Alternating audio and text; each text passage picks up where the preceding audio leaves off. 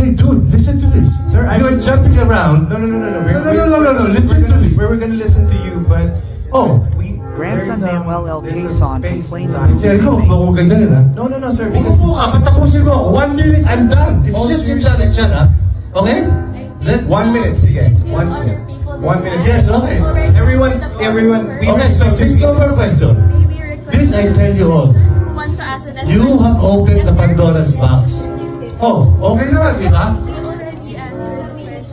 Oh, 1 minute naman eh. So listen to this. I have watched this the third time in the week. Nung umpisa okay pa ako. And then I've seen all the comments and all the bashing of media on social media.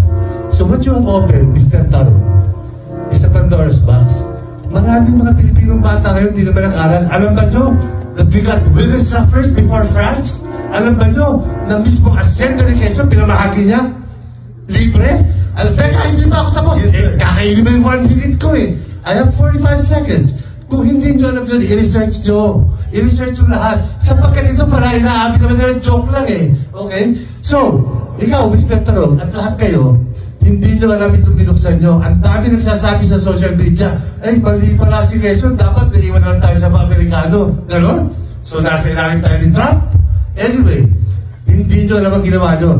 Dahil kayo, gusto nyo kumita ng pera, gusto nyo sinikat, sinanaula ninyo ang alaala ng isang pamilya nagbulis ng buhay. Ang lola ko, inubos yan. Kasama ng tita baby ko. Kasama ng unang kasama ng nanay ko.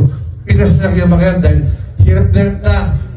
Anyway, yun, tapos na ako. Mahiya kayo. Ngayon, eto sinachannel ko ngayon ang aking lolo sa pagsali ko sa riyong ito.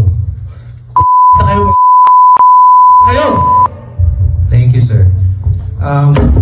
We're out of here.